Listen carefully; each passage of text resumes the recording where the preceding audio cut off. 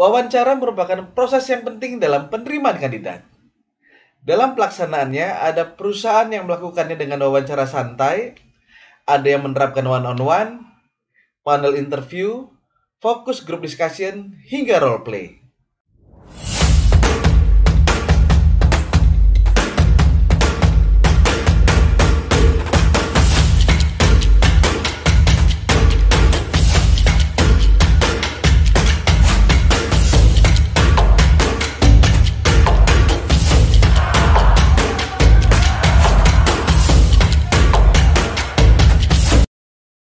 Pernah mengalami perut mules sebelum wawancara, lutut lemes, atau sering mondar-mandir toilet karena ingin buang air kecil?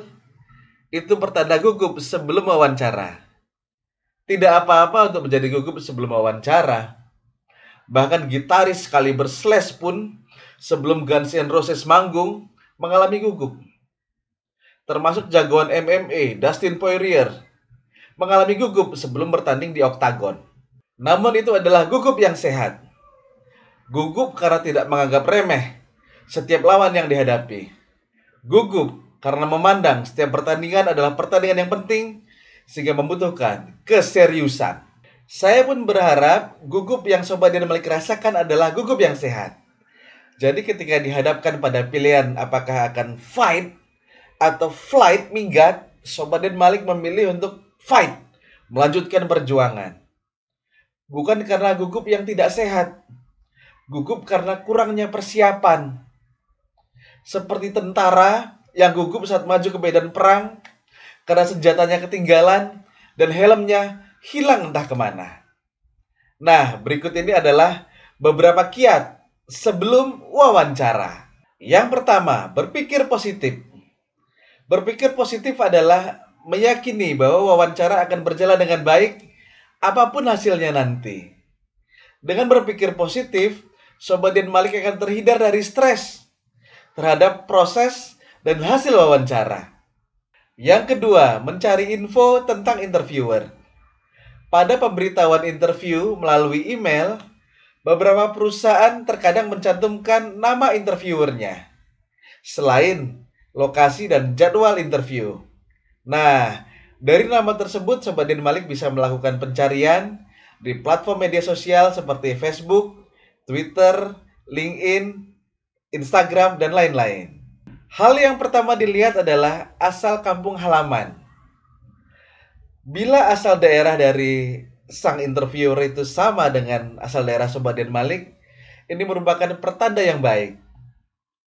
Kesamaan ini akan memberikan percepatan bagi hadirnya chemistry.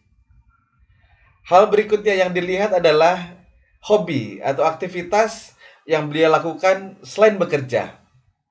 Bila terdapat kesamaan yang kedua, wah ini merupakan tanda-tanda yang sangat positif bagi Sobat Dean Malik. Namun, sebaiknya Sobat Dean Malik juga belajar bagaimana menyampaikan kesamaan-kesamaan tersebut dengan mengurangi, bahkan meniadakan kesan bahwa beliau sedang dimata-matai. Bila ada kesamaan dengan sang interviewer, ini adalah hal baik. Namun bila tidak ada, ya tidak apa-apa.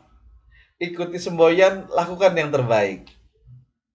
Kemudian coba pelajari komentar-komentar yang interviewer sampaikan di sosial media. Dari situ Sobat Dean Malik bisa mempelajari preferensi politik, gagasan maupun sikap beliau atas beragam peristiwa.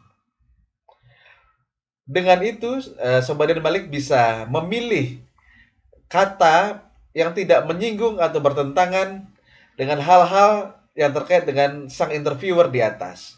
Kecil memang kemungkinan dari jawaban Sobat Dean Malik bertalian dengan hal-hal sensitif sang interviewer di atas. Namun, jangan mencoba sembrono dengan menyerempet hal-hal tersebut. Yang ketiga, mengumpulkan informasi tentang perusahaan. Informasi-informasi tentang perusahaan yang terkumpul adalah gambaran seberapa besar Sobat Dean Malik tertarik dengan perusahaan tersebut dan ingin menjadi bagian dari perusahaan tersebut. Informasi-informasi tadi bisa didapatkan melalui website perusahaan, membaca brosur dari perusahaan, atau menelpon dan bertanya kepada customer service. Beberapa hal yang bisa digali adalah: satu, sejarah dari perusahaan. Yang kedua, produk dan layanan perusahaan. Yang ketiga, pencapaian perusahaan. Ketiga hal di atas akan membantu Sobat Din Malik dalam menjawab pertanyaan dari HRD atau user. Pastikan ketiga hal tersebut di atas Sobat Din Malik print atau cetak dan letakkan di atas meja sehingga bisa terlihat oleh interviewer. Dari informasi produk dan layanan perusahaan, gali lagi tentang persaingan usahanya. Apakah perusahaan yang Sobat Din Malik lamar merupakan penguasa pasar atau justru sang disruptor yang sedang bertumbuh cepat untuk menumbangkan incumbent dan lain sebagainya. Kali ini informasi ini tidak hanya akan bisa membantu Sobat Din Malik menjawab pertanyaan, namun bisa juga menjadi pertanyaan yang sangat baik untuk Sobat Din Malik tanyakan kepada interviewer. Yang keempat, menyiapkan alat bantu. Sebagai manusia, interviewer ada yang lebih cepat menangkap informasi dengan mendengar, ada yang dengan melihat, namun kebanyakan dari kandidat hanya berbicara saja, lisan saja. Karenanya saran saya kepada Sobat Din Malik, tampil beda. Untuk bisa tampil beda, gunakan alat bantu. Bisa berupa clear holder, laptop, atau alat bantu lain seperti kartu nama. Dengan ketiga alat ini, Sobat Din Malik bisa memuaskan beberapa indera dari interviewer, baik itu indera penglihatan, pendengaran. Informasi mengenai penggunaan alat bantu ini pernah saya bahas pada video terdahulu yang linknya saya sediakan pada kolom deskripsi. Sobat Din Malik bisa cus ke sana dan melihatnya ya. Yang kelima, berlatih wawancara atau interview. Selain memperlancar penggunaan alat bantu, tujuan utama dari latihan ini adalah: satu, menyiapkan kerangka poin-poin apa yang hendak Sobat Din Malik sampaikan saat wawancara. Yang kedua, mengantisipasi pertanyaan-pertanyaan yang akan dilontarkan sang interviewer. Sobat Din Malik bisa berlatih bersama keluarga atau teman, sebaiknya yang pernah menghadapi interview. Membuat kerangka poin-poin ini sangat penting, terutama bila antara persyaratan dari posisi kerja berbeda dengan latar belakang pendidikan Sobat Din Malik. Misalnya, suatu posisi mensyaratkan lulusan S1 statistik, sedangkan Sobat Din Malik background pendidikannya S1 ekonomi. Sobat Din Malik bisa menyampaikan bahwa sebagai seorang lulusan ekonomi yang bekerja di area statistik, membuat Sobat Din Malik akan mampu untuk memandang suatu hal dari dua sudut pandang keilmuan tersebut.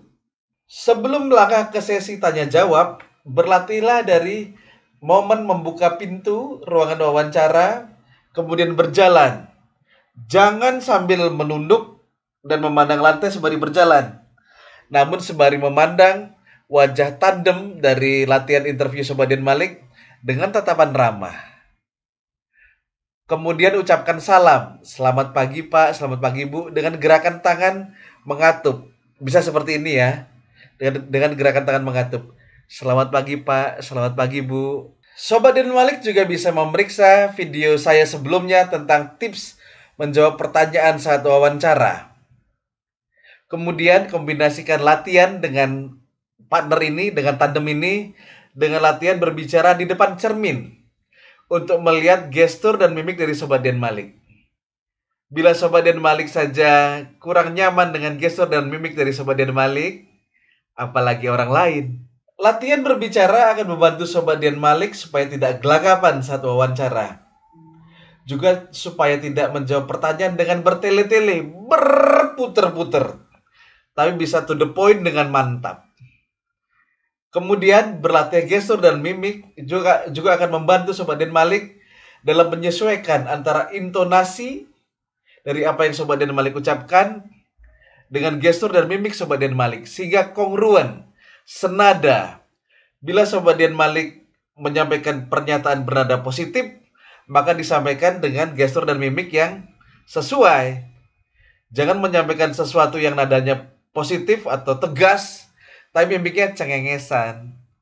sehingga menampilkan impresi palsu. Contoh yang kongruen. Baik Pak, saya akan bersungguh-sungguh dalam mengikuti training sehingga akan mampu cepat beradaptasi dan memberikan kontribusi kepada perusahaan. Jawaban yang tidak kongruen.